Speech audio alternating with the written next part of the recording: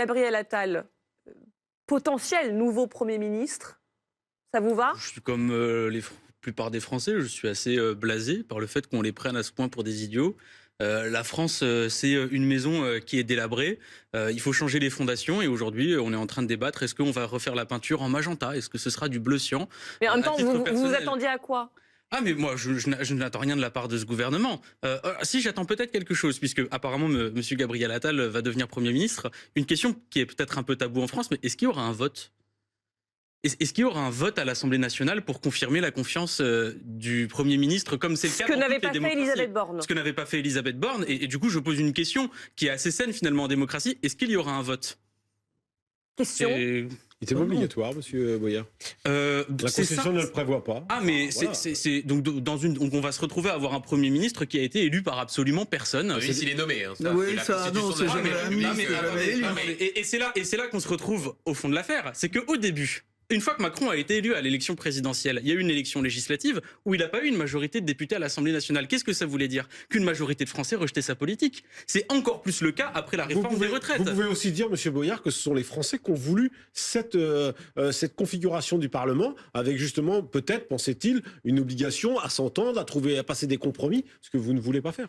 Non, je ne crois pas que c'est ce que les Français voulaient dire. Je pense que ce que les Français voulaient dire, c'est qu'ils en avaient marre d'avoir un président de la République qui se prend pour un monarque, qui décide de tout seul, qui va nous nommer un Premier ministre sans aucun vote au Parlement. Un Premier ministre qui vient de la gauche? Non.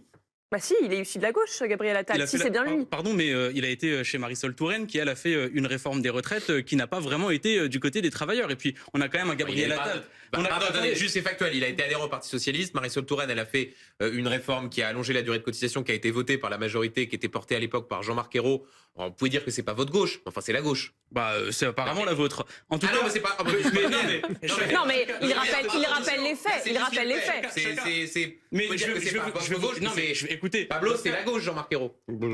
Voilà. Oh oui, non mais Pablo. À l'époque, j'étais déjà dans le. Oui, mais d'accord, mais c'est la gauche. On revient sur un débat de goût et de couleur. Non, on va prendre le bilan. Regardez, il a été secrétaire d'État à la jeunesse. Qu'est-ce qu'il a fait en tant que secrétaire d'État à la jeunesse? Est-ce que la jeunesse française est plus heureuse? Non, mais ça a été le précurseur d'une idée de génie, le service national universel qui va coûter 3 milliards dans les années à venir, alors que encore aujourd'hui, vous avez des étudiants qui font la queue à la distribution alimentaire. Il a été secrétaire d'État au budget. Il a supprimé des postes dans l'éducation nationale. Même en tant que ministre de l'Éducation nationale, vous avez 400 postes qui sont supprimés dans le primaire. Et aujourd'hui, on nous dit, il va être Premier ministre. Bon bah, écoutez, je suis comme la plupart des Français, absolument blasé. Je ne m'attends à rien, si ce n'est peut-être à avoir le droit de voter en tant que député. Et le fait qu'il soit jeune, le fait qu'il ait 34 ans, vous qui êtes jeune aussi? Moi, son âge m'importe peu. J'aimerais qu'il mène une politique en faveur des jeunes. Par exemple, vous voyez l'inflation des produits de l'alimentaire, plus 20%. Les jeunes sont souvent les plus précaires. Aujourd'hui, ils se le prennent de plein fouet. Je n'ai pas souvent entendu Gabriel Attal prendre leur défense. Je croyais que vous souhaitiez intervenir. Non, pas du tout. Je viens de poser une question, mais j'ai eu la réponse et je vois que la jeunesse n'est pas un argument. Pour Louis Boyard, mais moi, ce qui m'intéresse, c'est la politique menée par les jeunes. Enfin, regardez par exemple Parcoursup. Pour les jeunes, regardez par exemple, je vais vous donner l'exemple de Parcoursup, un échec total.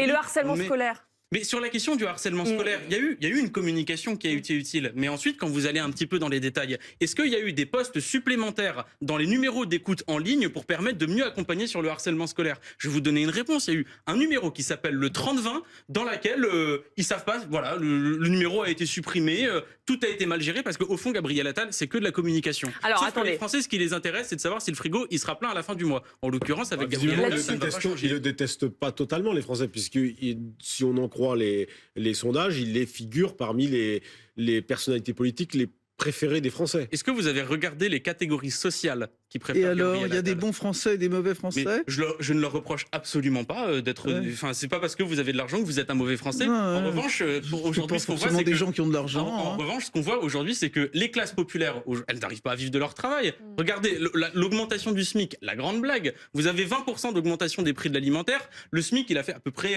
5% l'année dernière, si jamais vous enchaînez toutes les montées. Donc, encore une fois, les classes populaires aujourd'hui, qui sont sont celles qui prennent de plein fouet l'inflation. Est-ce qu'elles peuvent se Il y a eu réjouir? des Non. mesures qui ont été quand même effectuées par le gouvernement, 5000 références de prix, 5000 références de produits bloqués dans les supermarchés. Il y a eu ces négociations avancées entre les industriels et les distributeurs pour permettre justement de pouvoir baisser les prix. Il y a des choses qui ont été faites Ah, mais aussi. ça- non, mais Vous pouvez pas tout rejeter. Non mais attendez, ça aussi c'est génial. Vous aviez Bruno Le Maire qui vous disait « Vous inquiétez pas par rapport à l'inflation, vous alliez avoir le chèque alimentaire ». Alors aujourd'hui, il profite du remaniement pour dire « Ah finalement, il n'y a pas de chèque alimentaire ». Bon, il y a des prix qui vont baisser, ils reviendront pas comme avant. Mais par contre, vous inquiétez pas, le peu d'argent qu'on avait mis, on va le donner au Resto du Cœur et au Secours Populaire. Je vais pas applaudir ça dès demain. Alors moi, ce que j'aimerais, c'est pouvoir voter en tant que député.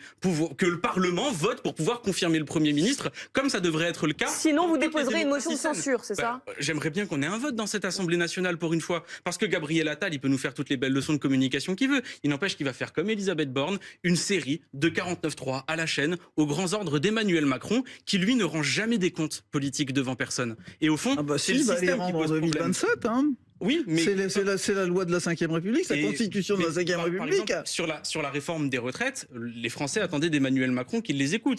Tout avait été bien fait. Il y avait eu les manifestations, tout s'était bien passé. Mais il avait annoncé Et quand il même ne dans les son a pas programme, écoutés. monsieur Boyard. Comment ? Vous pouvez pas dire le contraire. Il avait annoncé dans son programme qu'il Oui, mais- ferait cette sûr, la réforme. Encore une fois, c'est l'Assemblée nationale qui fait la loi. Il n'a pas de majorité à l'Assemblée nationale. Oui, Enfin, vous n'allez pas me faire croire qu'on vit dans un pays dans lequel les gens sont pour Emmanuel Macron et où tout le monde applaudit Gabriel Attal. C'est pas ça le pays dans lequel on vit. Le pays dans lequel on vit, c'est un pays dans lequel il fait froid, dans lequel les gens ils ont du mal à payer les factures d'énergie. Et moi, je connais plein de gens qui n'ont pas pu payer de cadeaux de Noël à leurs gosses. Enfin, la première des questions, c'est le pouvoir d'achat, pas de savoir si jamais Gabriel Attal va devenir le plus jeune des premiers Oui, sauf- ministres, de savoir quelle tenue il portera demain pour son annonce. Sauf que monsieur Boyard, il y a aussi toute une partie des salaires qui ne sont pas fixés par l'État. Hein. C'est pas l'État qui fixe les salaires. Ah mais moi j'aimerais Vous avez déjà. vu ça où dans Non, mais- l'économie administrée, oui, Non, mais mais, je- mais si pas vous- dans ce Non mais pays-là. attendez, si vous voulez, on peut parler d'économie. Par exemple sur la question de l'alimentaire. Vous avez Non, mais ce qu'il dit là-dessus, ça c'est un point important quand même. Oui, Réagissez là-dessus. Sur C'est la- pas l'État Mais qui, c'est pas vous qui- Non, c'est mais pas l'État attendez, qui fixe les attendez, salaires. J'aimerais au moins que les salaires augmentent aussi vite que l'inflation.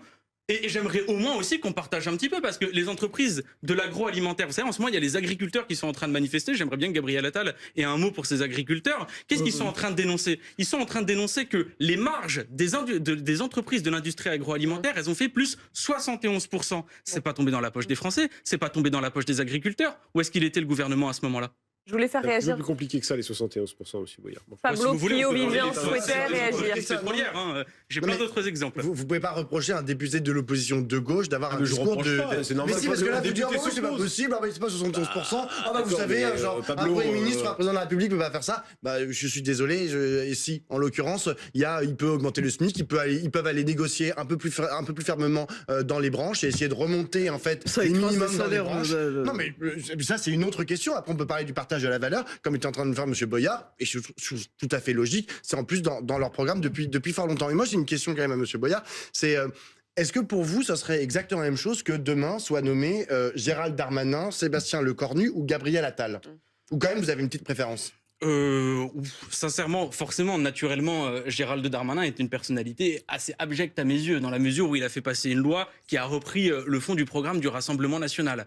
Monsieur Attal a La été loi assez immigration, vous parlez. Voilà, Monsieur Attal a été assez silencieux dans la période, donc j'en déduis une certaine forme de solidarité. Moi, ce qui m'intéresse dans le fond, c'est que la démocratie aujourd'hui, elle est totalement bricolée. Vous n'avez pas de majorité à l'Assemblée nationale, un Premier ministre nommé sans vote, un président de la République qui fait adopter des réformes comme la réforme des retraites contre la majorité du peuple. C'est tout le système qui est cassé. C'est pourquoi nous, ce que nous expliquons, c'est que si vous voulez réavoir une démocratie saine, il va falloir passer à la 6e Donc République. vous voterez une loi immigration très dure, c'est ce que veulent les Français. Moi, à titre personnel, la loi immigration que je ferais, ce serait déjà celle d'organiser l'accueil. Parce que ça va faire 40 ans qu'on n'arrête pas de nous faire des politiques en disant Donc, vous inquiétez pas, on va faire de la Donc répression. vous ne Ouais. voulez pas, Ça n'a rien vous ne changé. voulez pas durcir Alors. les conditions de l'immigration. Mais il y a besoin d'organiser les choses à Oui, l'échelle non, mais, européenne. vous savez Mais- bien ce que je veux dire. Non mais oui, mais je ne vais pas faire ce qui a été fait depuis 40 ans et qui a toujours échoué. François Bayrou soit consulté, mais que ce ne soit pas le cas des députés ni des Français.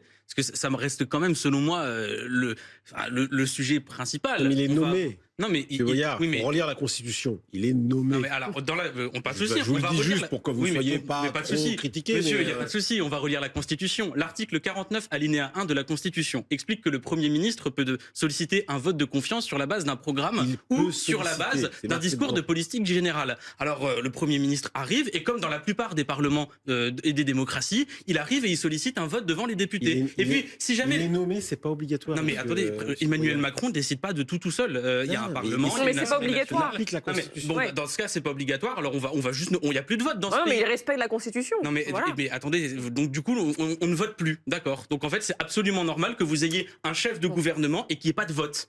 Voilà, il est désigné Monsieur par Boyard, Macron, Macron a décidé, les députés ne sont pas Ce sera consultés. le 26e Premier ministre de nommer. Ils sont pas élus, les Premiers ministres. Mais attendez, ils sont Vous le élus dites, au enfin. Parlement. Enfin, monsieur... Non, ils ne sont pas Non, élus mais- au Parlement. Mais attendez, mais vous Mais rigolez monsieur- bien monsieur sûr. Mais le Boyard, vote de Ils confiance... sont pas élus. Attendez, mais vous savez que dans une démocratie saine, un Premier ministre, il est élu au Parlement. Non, non. Bon.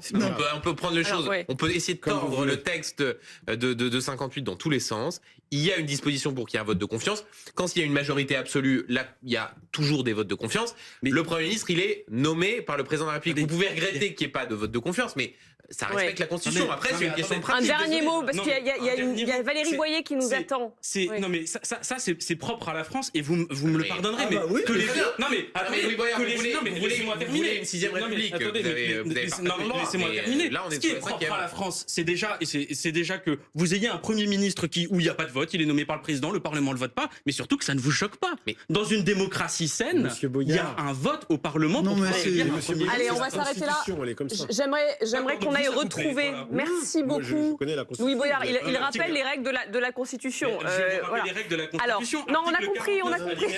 Alinéa 1 de la Constitution, enfin. Allez, merci Non, non, beaucoup c'est Louis ça. Boyard. Merci d'avoir répondu On à passe toutes nos à questions. l'Assemblée.